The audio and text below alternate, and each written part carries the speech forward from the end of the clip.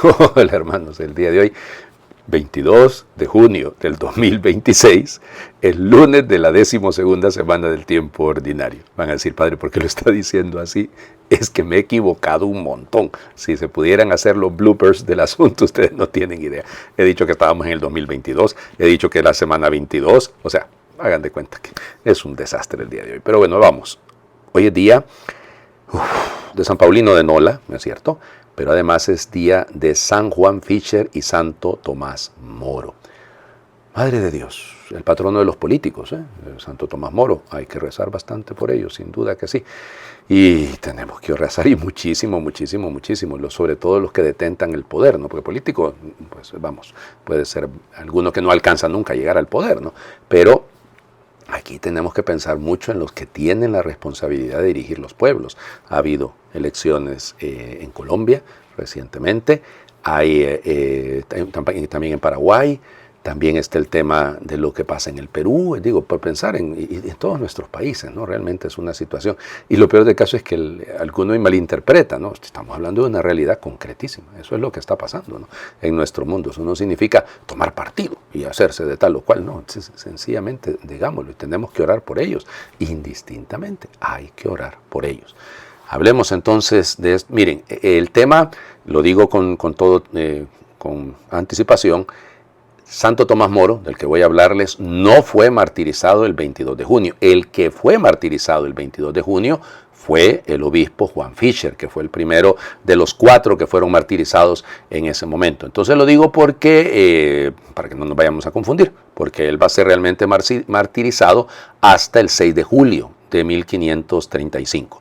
Bueno, vamos por partes porque se trata de una persona interesante. Él nace en Londres el 7, algunos dicen 6 de febrero de 1478. Su papá, John Moore, llegó a ser juez y llegó a ser, tenía algunos cargos importantes y resulta ser que su mamá muere cuando él es pequeño realmente, era el segundo de 6 hijos y, como les digo, muy importante la figura del papá porque el papá fue fue un buen abogado y además había sido mayordomo del Lincoln's Inn, es uno de los, llamémosle, colegios, eran colegios de abogados en ese momento, ¿no? Ahí en la ciudad de Londres, y entonces llega a ser Sir, llega a ser nombrado Sir John Moore, y además fue juez, como les digo. Bueno, la mamá se llamaba Inés, doña Agnes Moore, de hecho Moore, no Moore, de hecho de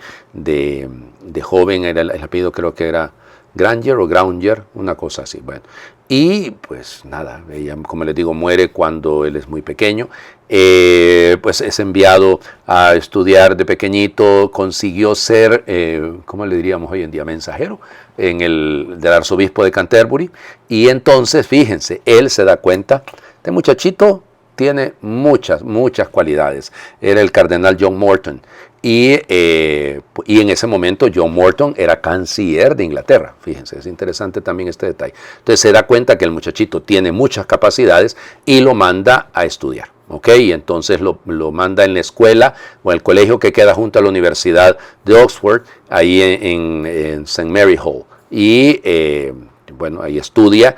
Como era muy pobre, y el papá no era muy pobre, pero el papá solo le mandaba lo justo para mantenerse. Entonces dicen que gracias a eso, él lo decía, gracias a eso se dedicó a leer.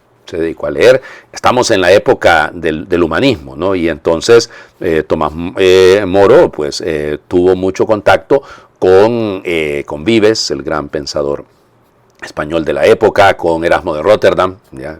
Fíjense, de hecho, el autor del prólogo del Elogio de la Locura, de Erasmo de Rotterdam, va a ser Tomás Moro. Y de hecho Erasmo vivió en Inglaterra en algún tiempo.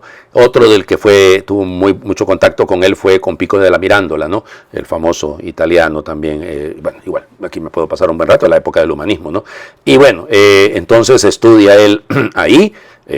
Miren, era buenísimo, oigan, traducía del griego los padres de la iglesia, la Biblia, o sea, sobre todo los evangelios. Realmente es una persona extraordinaria, ¿no? Y entonces ya les digo, tenía apenas 14 años cuando todo esto, ¿no? Y llega a ser uno de los grandes experto en retórica, un buen orador, de buen humor siempre, ¿no? Y ya les digo, y termina estudiando para ser abogado. Y pues fue admitido en el Colegio de los Abogados en 1502. De hecho, en la institución donde su papá había trabajado, ahí en Lincoln's Inn. Bueno, creo que debo ir un poco más rápido, ¿no? Ejerció la abogacía también ya en los tribunales y es interesante, ¿no? Aprendió perfectamente otras lenguas, aprendió perfectamente el latín, también el francés, lo hablaba también perfectamente. Miren, componía poesías el hombre era para qué. Fue terciario franciscano, estuvo durante algún tiempo con los cartujos también, porque pensaba que su vocación era hacerse religioso, después se da cuenta de que no es, ¿no? Es interesante, digo pensando en el Papa León XIV, el que él dio alguna cátedra sobre el de Civitate Dei, de la ciudad de Dios de San Agustín, y eso también es importante, ¿no? Entonces, miren, la figura de él, ¿no? Es una figura extraordinaria, ¿no? Y era de misa diaria, sí, se practicaba algunas cosas que de repente a nosotros nos suenan un poquitito extrañas, ¿no? Como el tema del silicio o autoflagelarse. Bueno, ya les digo. Se casa, insisto, creo que tengo que ir un poco más rápido porque si no aquí me puedo pasar un buen rato hablando de él y entonces no es el tema, ¿no? Yo creo que debemos ir un poquitito más rápido. Bueno, entonces ingresa como miembro del Parlamento, ocupa varios cargos de orden diplomático, autor de varios libros, la historia de Enrique III, la utopía, es su libro más famoso, ¿no? La utopía, que le escribió en 1516, juez, presidente de la Cámara de los Comunes, consejero, fíjense, bien importante esto, fue secretario del rey y en esa posición defendió a la Iglesia Católica frente a la Reforma Protestante, a la Reforma de Lutero, en este caso, ¿no? Y por eso la obra que escribieron, porque él fue el que la escribió, no fue Enrique VIII, fue la defensa de los 7 sacramentos. Ese documento le va a valer a Enrique VIII el título de defensor de la fe. Y realmente no fue él el defensor de la fe, era Tomás Moro. Pero bueno, ya les digo, llega a ser gran canciller, a ser Lord Canciller en 1529. Interesante el tema. Es el primer laico en ser nombrado canciller. Ya les había contado el caso de John Morton, que era cardenal y era Lord Canciller. Es una época dificilísima. ¿Por qué? Porque Enrique VIII quería un hijo varón, está casado con Catalina de Aragón, la hija de los reyes católicos, él solo le da una mujer, entonces Bloody Mary, María Estuardo, y entonces la rechaza, se queda a vivir abiertamente con una de las damas de Catalina, que es Ana Boleyn, y pues el desastre, ¿no? Porque la corona como reina, Tomás Moro dice, yo a eso no voy, porque está repudiando usted a su mujer legítima. Él se había casado 2 veces, Tomás Moro se casó 2 veces. De hecho, la primera mujer había muerto, le dejó 4 hijos, 3 mujeres, la mayor es Margarita. Margarita era igual que el papá, ¿no? Inteligentísima esta mujer, inteligentísima. Y bueno, igual, de hecho, fíjense que el primer biógrafo de Tomás Moro va a ser su yerno. Su yerno fue el primero que escribió el asunto. Bueno, entonces ya le dice, entonces él dice, no, yo no puedo acceder a esto. Y entonces el rey manda a promulgar unos decretos que el que no acepte eso, pues va a ser condenado. Y él sencillamente renuncia como canciller y junto con John Fisher, el obispo, y otros 2 monjes cartujos, llevado a la Torre de Londres, ya saben ustedes. Y bueno, todo lo que se viene detrás del asunto. Es interesante, ¿no? Porque toda la presión que hubo detrás, terrible, ¿no? El arzobispo de Canterbury que se presta para eso, Thomas Cranmer, y bueno, ya les digo, crean la iglesia anglicana, la iglesia de Inglaterra, él es la cabeza. Ya ven ustedes los relajos que todo eso ha significado. Y perdón, yo no estoy juzgando a los hermanos que son anglicanos, no, toda la historia es la historia. Y ahí está detrás de eso. Bueno, y ya les digo, entonces después de 1534, el acta de supremacía, así que es encarcelado ese año. Va a morir, como ya les he señalado. Fíjense, en un inicio lo que él hacía era no contestaba, se mantenía sencillamente en el silencio y nada. La figura de él, ¿no? Es que ya les digo, extraordinaria. El 6 de julio, como les comentaba, fue martirizado después de Juan Fisher, que había sido, por eso la fiesta el día de hoy, el 22 de junio. A él le cortaron la cabeza, dicen que hasta bromeó con el verdugo y se puso el mejor traje. Ya llegó el hombre para que el verdugo le dijo, póngase de rodillas. Él se puso de rodillas y le dice, cuidado, me cortas la barba, que esta me ha gustado porque me ha crecido en estos meses que he pasado en la cárcel.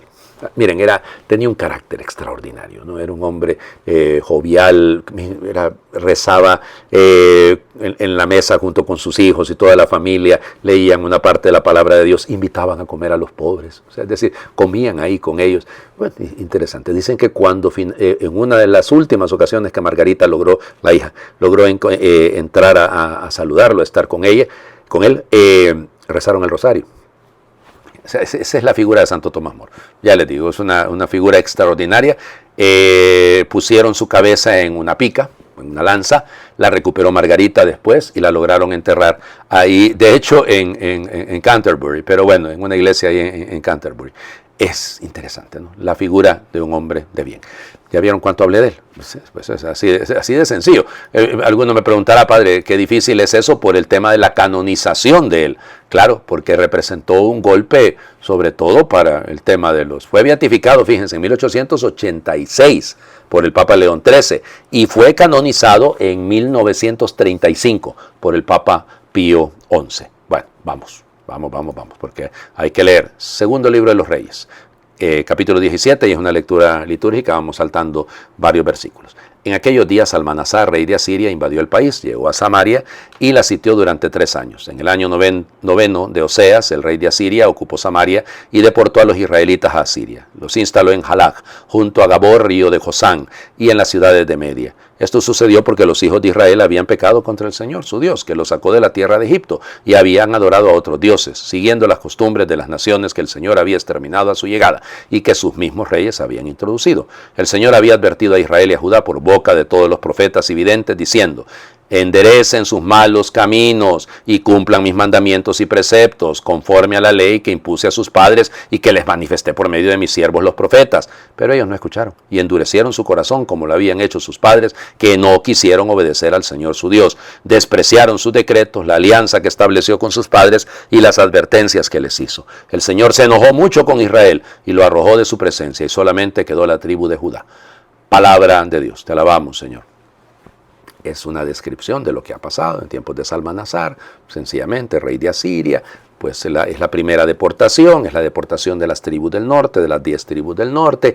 Solo queda Judá. Se recuerdan que después de la muerte de Salomón había quedado dividido el reino, ¿no? Solo quedó pues la tribu de Judá, donde queda Jerusalén, y las otras se separaron, y esas son Samaria, que era la capital. Algunos dicen Samaria. Si se fijan en este texto es Samaria, no está tildado.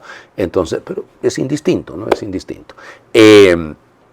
Por ahí alguien me dijo en una ocasión: padre, Samaria es lo que hoy en día es Palestina. No, porque es que no hay que confundir. Que abarca territorios que hoy en día es lo que debería ser el Estado de Palestina, sí es cierto, pero no hay que identificar una cosa con la otra, ¿ok?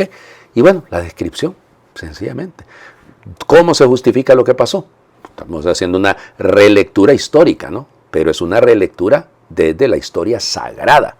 O sea, no es lo que pasó únicamente. Salmanasar llega, 3 años, vámonos, y los deporta.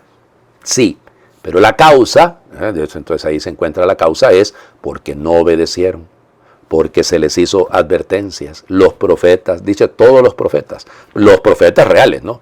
Todos los profetas se los dijeron y aún así no quisieron hacer caso.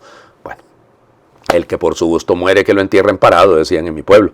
Pues sí, es decir, si usted quiere, si usted sabe bien, en conciencia, lo que Dios está diciendo. Usted mira advertencias, no estamos hablando de advertencias cósmicas, no, estamos hablando de las advertencias que vienen de seguir la voz de Dios. Ay, si usted no quiere hacer caso, pues dígame, sí, ¿qué podemos hacer? Vamos al Evangelio. Yo sé que me he tardado un poco y pido mil disculpas. Mateo, capítulo 7, versículos del 1 al 5. En aquel tiempo Jesús dijo a sus discípulos: no juzguen y no serán juzgados, porque así como juzguen, los juzgarán, y con la medida que midan, los medirán. ¿Por qué miras la paja en el ojo de tu hermano y no te das cuenta de la viga que tienes en el tuyo? ¿Con qué cara le dices a tu hermano: déjame quitarte la paja que llevas en el ojo, cuando tú llevas una viga en el tuyo? Hipócrita, sácate primero la viga que tienes en el ojo y luego podrás ver bien para sacarle a tu hermano la paja que lleva en el suyo. Palabra del Señor. Gloria a ti, Señor Jesús. Volvemos al tema, ¿no? Y esto es importante. No significa, miren, esto es una cosa, no sé si les pasa a ustedes, pero eso de andar una pestaña, qué molesto que es, no ando en un surcito, una viruta, lo que sea que le caiga a uno, esto es molestísimo, ¿no? Y realmente es duro, ¿no? Entonces, si hemos escuchado ayer, mefobete, no tengan miedo, aquí es mecrinete, no juzguen. Ya, sí es esto, ¿no? Porque, para que no sean ustedes juzgados. Y namecrinete, o sea, para que ustedes no sean juzgados. Entonces aquí el tema, el crinete, el verbo crineo, es, fíjense, es emitir sentencia. O sea, no es criticar, no, es emitir sentencia, es juzgar. O sea, vamos, está el juicio, está el proceso, todo lo que usted quiera, el juicio termina con una resolución, pues a eso se refiere. Y es que el problema no es que lo que se está construyendo, es lo que usted ya decidió, para que usted no sea juzgado. Entonces, hombre, ¿qué es lo que hay que llegar a hacer? O sea, fíjense, por eso el verbo crineo tiene varias posibilidades. Puede significar discernir, puede significar evaluar, pero también significa condenar. Y entonces aquí en este caso más pareciese como si se trata de un juicio condenatorio, ¿no? O sea, y un juicio pretencioso. Sí, la persona, me siento mejor que los demás, oigan, y entonces por lo tanto puedo juzgar. Es una actitud de superioridad, de sentirme sobradamente. Y en el fondo, si lo piensan, es precipitadamente condenar. Es señalar al otro sin tener las cosas claras. Y esto, perdónenme, pero es fundamental, porque con la misma manera que ustedes hoy la medida, en griego medida es metrón, de ahí viene la palabra metro, ustedes serán medidos, metreite, ustedes serán también medidos, o sea, metres de setai, es decir, ustedes van a ser medidos. Bueno, es esto, ¿no? La misericordia, ¿se acuerdan? Bienaventurados los misericordiosos, porque ellos alcanzarán misericordia. La única moneda de cambio de la misericordia es la misericordia. Bueno, entonces, lo mismo, si usted solo se la pasa juzgando, pues entonces de esa misma manera lo van a juzgar a usted, nos van a juzgar a nosotros. Eso es diferente, ¿no? Si lo piensan, y es que la dureza, el ser tajantes, drásticos, inmisericordes, eso lo único que nos hace daño a nosotros. Y por eso la imagen, esta parábola es preciosa, ¿no? El verbo blepo, porque miras el ojo de tu hermano, la astillita, la paja, por eso es que se dice el carpos, en el optalmos, en el ojo, ya mientras que tú tienes un docos, una viga, las que sostienen los edificios, ¿no? Y entonces, claro, quítala, y aprenderás a ver bien, podrás ver bien, eso es lógico, ¿no? Y es eso, es que nadie mira ojos bonitos en cara ajena, ¿no? Y nos pasamos la vida gastando tanto tiempo, tanta energía en andar señalando al otro, en andar condenando al otro, pero de cada señalamiento, al menos 3 deditos nos están apuntando a nosotros, oigan. Y esto en el fondo vuelve al tema de la hipocresía, por eso lo dice Jesús, lo dice casi de hipócritas, hipócritos, es el actor, acuérdense que es el término para decir el autor. Ya miren, somos fáciles para detectar los defectos ajenos, ¿no? Pero nos cuesta asumir los nuestros. Y esto es importante, ¿no? Sácate sácate la viga que llevas en tu ojo para que puedas ver. Y entonces sí, le quitarás, cuidado, que no es que hay que dejar al otro no, hay que quitársela. Por eso, ya, pero lo primero es lo primero. Hay que llegar a diablepso, a ver las cosas con claridad. Miren, no hay peor cosa que autoengañarnos, ¿verdad? Vivir condenando temerariamente sin saberlas. No, de todas maneras, yo sí, perdón que insisto, me da tanta pena, porque ya me pasé de los 20 minutos que trato de no pasarme, pero fíjense en el detalle, cuando usted habla mal de una persona, a otros, usted está abriendo la posibilidad para que hablen mal de usted y no tiene derecho a reclamar que no lo hagan, porque usted lo está haciendo. Entonces, cada vez que hablamos mal de otro, y yo siempre pregunto, perdón, ¿qué digo yo? Está hablando de mí, pero es esto, ¿no? ¿Qué ganamos? ¿Cómo se construye una familia en la que todos estamos hablando mal los unos de los otros? ¿Cómo se construye un presbiterio, pienso en mis hermanos sacerdotes, cuando yo me paso hablando mal de uno y de otro? O sea, ¿qué ganamos? O sea, ¿qué realmente ganamos? Yo creo que lo perdemos todo. Hagamos oración. Vamos a hacer en este caso el Salmo 59. Oh Dios, nos rechazaste y rompiste nuestras filas. Estabas airado, pero restáuranos. Has sacudido y agrietado el país. Repara sus grietas que se desmorona. Hiciste sufrir un desastre a tu pueblo, dándole a beber un vino de vértigo. Tú, oh Dios, nos has rechazado y no sales ya con nuestras tropas. Auxílianos contra el enemigo, que la ayuda del hombre es inútil. Con Dios haremos proezas. Él pisoteará a nuestros enemigos. Amén.